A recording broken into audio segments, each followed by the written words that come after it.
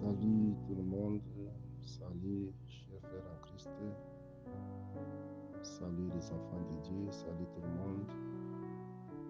Et nous glorifions l'Éternel Dieu Tout-Puissant de nous avoir accordé cette opportunité de présenter devant ses enfants ce partage, ce repas divin sous le thème des lois du ciel. Nous allons parler ce soir d'un thème intitulé les lois du ciel. Le thème tiré dans le livre de Job 38, verset 33. Ici, la question était de savoir quelles sont les lois du ciel dont parle Job. Avant d'aborder cette question, j'aimerais bien élever l'équivoque en établissant la différence entre les lois et la loi. Parce qu'il y a la différence entre les lois et la loi. En lisant Job, vous allez constater que Job parle des lois au pluriel. Job ne parle pas de la loi, mais il parle des lois. Alors nous voulons un peu essayer de comprendre la différence qu'il y a. La différence qu'il y a entre les lois et la loi. Pourquoi j'ai épinglé ce point-là? Parce que lorsque nous allons parcourir la Bible, en parcourant la Bible, prenons par exemple Moïse. Dieu lui a donné la loi et non les lois. Et c'est pourquoi on parle de la loi de Moïse. Nous pouvons lire Jean chapitre 1, verset 17. La Bible dit ceci. Car la loi a été donnée par Moïse, la grâce et la vérité sont venues par Jésus-Christ. La loi a été donnée par Moïse, la grâce et la vérité sont venues par Jésus-Christ. Là, on comprend que Moïse nous a apporté la loi. La Bible ne dit pas que Moïse est venu avec les lois. Non. Moïse nous a apporté la loi. Et cette loi, c'est Dieu qui l'avait confiée, c'est Dieu qui l'avait donnée au mont Sinaï. Dieu a donné la loi à Moïse. Cette loi contenait les 10 commandements. Cette loi contenait les préceptes, les principes et les règles de vie que Dieu avait confiées aux enfants d'Israël. Et tout ça constituait la loi. Alors, en quoi consistait cette loi? Cette loi consiste en la reconnaissance du péché et la vie en Dieu. Donc, si vous avez la loi vous permet de reconnaître le péché, la loi vous permet de vivre devant Dieu. Et cette vie, c'est une appartenance totale à Dieu. Alors, nous allons lire Romains chapitre 7, versets 7 à 8. La Bible dit ceci. Romains chapitre 7, 7 à 8. Que dirons-nous donc? La loi est-elle péché? Loin de là. Mais je n'ai connu le péché que par la loi, car je n'aurais pas connu la convoitise si la loi m'eût dit tu ne convoiteras point. Et le péché saisissait l'occasion, produisit en moi par le commandement toutes sortes de convoitises, car sans la loi le péché est mort. Là, on comprend que c'est par la loi que l'homme arrive à reconnaître ce péché. Donc, la reconnaissance du péché dans l'homme n'est possible que par la loi. C'est pourquoi cette loi a été donnée d'abord à l'homme pour que l'homme arrive dans un premier temps à reconnaître le péché. Et en reconnaissant le péché, il devient une appartenance à Dieu lorsqu'il va mettre à l'application cette loi-là. C'est pourquoi nous allons comprendre que la loi en soi, elle est venue dans un premier temps d'amener l'homme à reconnaître ce péché. Donc, partant de cette loi, l'homme arrive à reconnaître ses péchés. Et s'il la met en pratique, il vit. Il vit en mettant en pratique la loi. Nous allons lire Romains chapitre 10, verset 5. La Bible dit ceci. En effet, Moïse définit ainsi la justice qui vient de la loi. L'homme qui mettra ces choses en pratique vivra par elle. Donc l'homme qui mettra ces choses en pratique vivra par elle. Ces choses-là, c'est quoi? Ces choses-là, c'est ça même la loi. Ici, on parle de ces choses, puisque la loi contenait plusieurs éléments, parmi lesquels il y avait les 10 commandements. Et lorsque l'homme va mettre en pratique la loi, la Bible dit qu'il vivra par elle. Et nous disons que cette vie, c'est une appartenance à Dieu, selon 1 Corinthiens chapitre 6, verset 20. 1 Corinthiens chapitre 6, verset 20 nous dit, car vous avez été rachetés à un grand prix, glorifiez donc Dieu dans votre corps et dans votre esprit qui appartiennent à Dieu. Donc l'homme devient l'appartenance à Dieu lorsque, en recevant la loi, il reconnaît le péché et il arrive à mettre cette loi en pratique pour surmonter, pour abandonner le péché. Il devient une appartenance à Dieu. Mais nous allons constater que la loi de Moïse avait une faiblesse, avait une certaine faiblesse. Et cette faiblesse-là ne pouvait pas rendre l'homme parfait. C'est la raison pour laquelle Christ devrait maintenant venir nous apporter aussi une loi. Hébreux chapitre 10, verset 1, nous dit ceci. Hébreux chapitre 10, verset 1, la Bible dit ceci.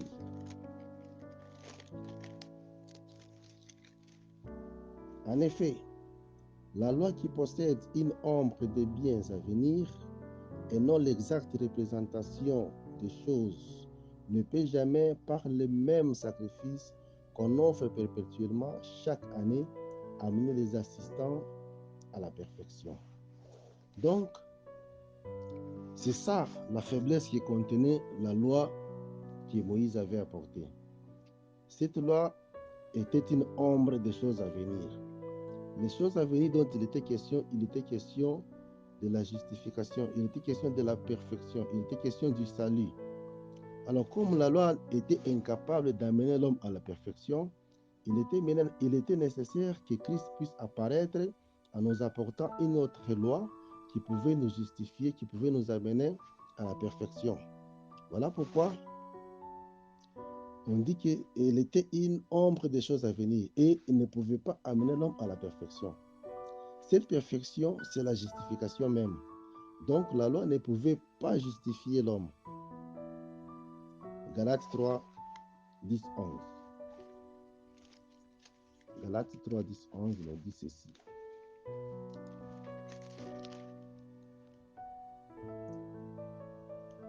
Car tous ceux qui s'attachent aux œuvres de la loi sont sous la malédiction.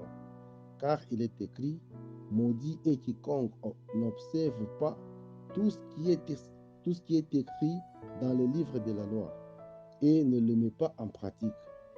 Et que nul ne soit justifié devant Dieu par la loi.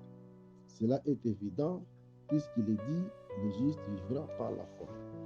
Alors, vous allez comprendre que, dans un premier temps, la loi qui est venue avec Moïse, cette loi-là était incapable d'amener l'homme à la perfection et cette loi-là était incapable de justifier l'homme. Puisque la Bible dit, l'homme n'est jamais justifié par les œuvres de la loi. Mais elle est très importante. Pourquoi? Parce qu'elle permet à l'homme de reconnaître ses péchés. Elle permet à l'homme de tisser une relation avec Dieu. Alors, c'est pourquoi Christ est venu avec une autre loi qu'on appelle la loi de l'esprit de vie. La loi de l'esprit de vie, nous allons lire en Romains chapitre 8, versets 1 à 2. Romains 8, 1 à 2 nous dit quoi? La Bible dit ceci. Il n'y a donc maintenant aucune condamnation pour ceux qui sont en Jésus-Christ. En effet, la loi de l'esprit de vie en Jésus-Christ m'a affranchi de la loi du péché et de la mort. Donc, il y a la loi du péché et de la mort, c'est la loi que Moïse a apportée. Pourquoi on l'appelle loi du péché et de la mort? C'est parce que dans cette loi, il y a la reconnaissance du péché. Et dans cette loi, si l'homme n'arrive pas à la mettre en pratique, si l'homme ne se soumet pas à la loi, il est destiné à mourir. Donc, celui qui mettra ces choses en pratique vivra par elle. Alors, lorsqu'on se soumet sur cette loi, par la faiblesse de la loi, l'homme n'arrive pas à atteindre la perfection. Voilà pourquoi on l'appelle la loi du péché et de la mort. Pourquoi? Parce qu'il y a toujours la reconnaissance du péché à travers cette loi-là. C'est pourquoi Jésus est venu avec une autre loi qu'on appelle la loi de l'esprit de vie. C'est-à-dire que à partir de la loi de l'esprit de vie, c'est cette loi-là qui pouvait maintenant amener l'homme à la perfection. Pourquoi? Parce que la Bible dit, la loi de l'esprit de vie m'a affranchi de la loi du péché et de la mort. Donc, à travers la loi de l'esprit de vie, l'homme est affranchi maintenant du péché. L'homme devient libre. L'homme se détache du péché. Et cette loi qui affranchit, c'est ça même la vérité. Jean chapitre 8, verset 31-32. Jean chapitre 8, verset 31-32, nous lisons.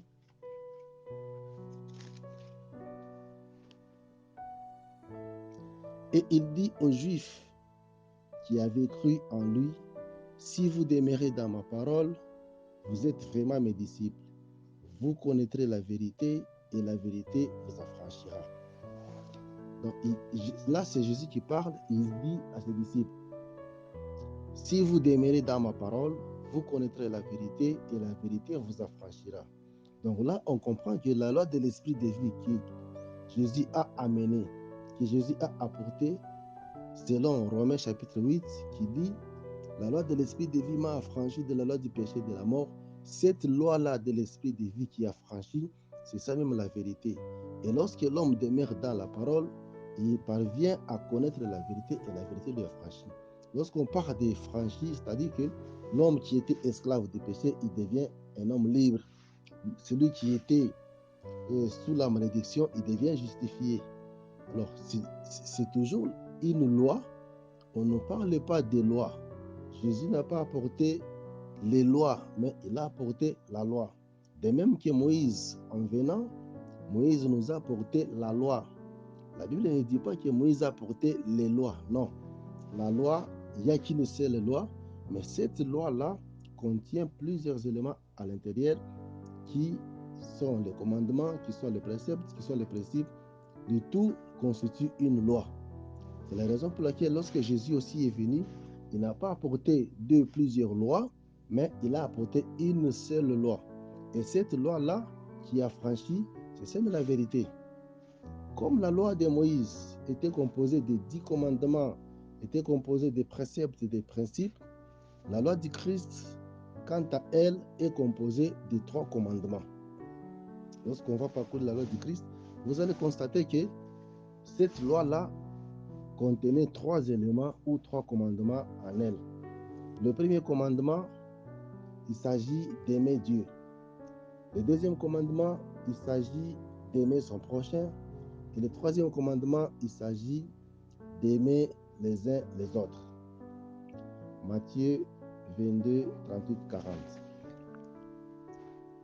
Matthieu 22, 38, 40 nous dit ceci.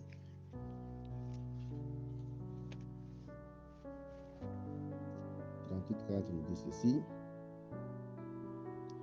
Pour la bonne compréhension, on peut remonter au verset 37 ou 36.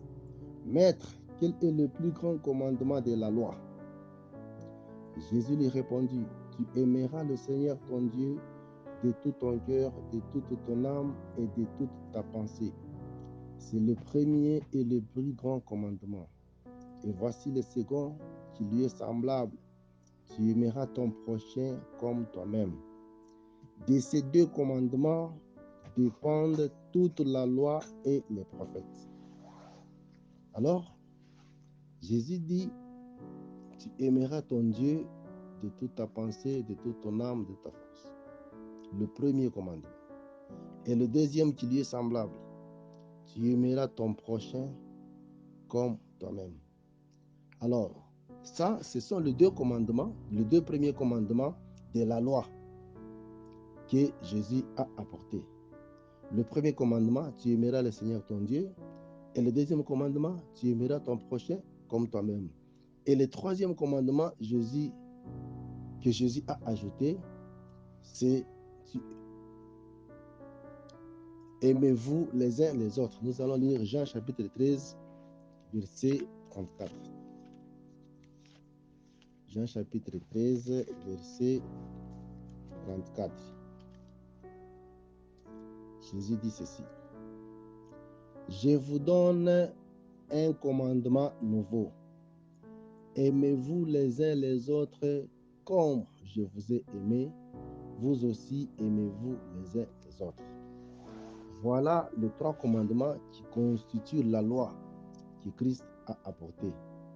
Les trois commandements qui composent la loi de l'esprit de vie. Tu aimeras l'Éternel Dieu. Tu aimeras ton prochain comme toi-même. Et le troisième commandement, Jésus lui-même dit, je vous donne un nouveau commandement. Aimez-vous les uns les autres comme je vous ai aimé. Voilà. Ces trois commandements constituent ce que nous appelons la loi de l'esprit de vie. Et c'est cette loi-là que Christ a apportée.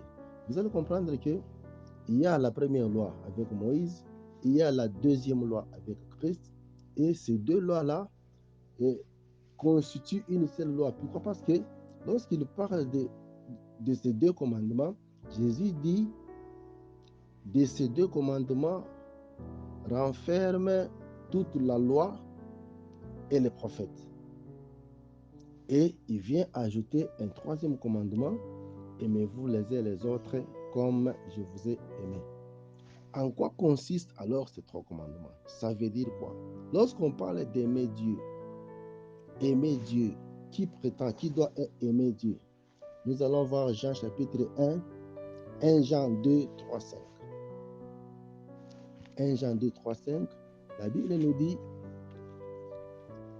celui qui aime doit garder ma parole.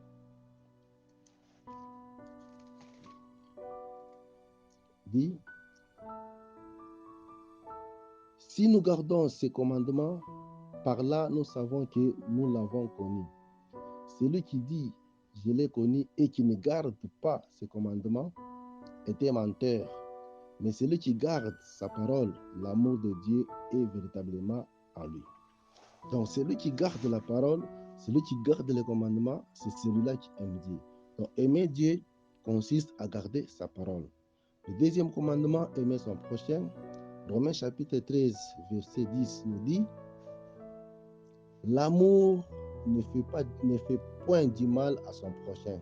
Donc ici, celui qui aime son prochain, il ne peut pas faire du mal à son prochain. Et le troisième commandement, la Bible dit, Jésus dit, aimez-vous les uns les autres. Lorsque nous prenons Romains chapitre 14, verset 1 à 3, ici, il s'agit bien de l'humilité. Faites accueil à celui qui est faible dans la foi et ne discutez pas sur les opinions. Tel croit pouvoir manger de tel autre et tel qui est faible ne mange que des légumes. Que celui qui mange ne méprise point celui qui ne mange pas, et celui qui ne mange pas ne juge point celui qui mange. Ici, il s'agit tout simplement, lorsqu'on s'aime les uns les autres, nous devons nous supporter mutuellement. Il s'agit d'un amour qui consiste à nous supporter mutuellement, les faibles et les forts. Et Jésus dit, il n'y a pas de plus grand amour que de donner sa vie pour son frère. Voilà, c'est ça, même la loi royale qui régit dans les cieux, qui régit dans les royaumes. Puisque c'est cette loi-là qui doit être régie aussi sur la terre, qui doit nous régir aussi sur la terre. Pourquoi? Parce qu'il n'y a qu'une seule loi. s'il faudrait dire que la loi du Christ qui régit le ciel, c'est la même qui doit régir sur la terre. Pourquoi? Parce que Jésus, en parlant de la prière de notre Père, il dit que ton royaume vienne, que ta volonté soit faite sur la terre comme au ciel. Cette volonté qui se fait sur la terre comme au ciel, elle se fait, c'est lorsque on arrive à mettre en pratique cette loi-là du Christ qui se résume en un seul mot qui est l'amour. Voilà. Mais les lois dont parle Job, ce n'est pas à confondre avec la loi de Moïse, ni moins la loi du Christ, au sens de l'amour, comme je viens de l'expliquer, mais plutôt les lois astrales, les lois qui régissent les astres. Ici, on parle de la loi. On ne parle pas de la loi, mais on parle des lois au pluriel. Pourquoi? Parce qu'il y a plusieurs astres et chaque astre a sa loi. Alors, j'ai consulté d'autres versions sur le même verset. La version Bible des peuples, cette version nous parle des lois astrales. Elle dit, connais-tu les lois astrales? La version Louis-Claude dit, connais-tu les ordres du ciel? Donc, ce qui veut dire que lorsque Job parle des lois du ciel, il s'agit bien et bien des ordres. Donc, l'ordre que Dieu a établi par lequel les astres pouvaient bien fonctionner. C'est l'ordre établi par Dieu dans le fonctionnement des astres. Chaque astre doit fonctionner selon l'ordre établi par Dieu. Et cela ne signifie pas que ce sont les lois d'amour ou c'est la même chose que la loi de Moïse ou de Christ. Non, ici, il s'agit bien de l'ordre établi par Dieu pour le fonctionnement des astres.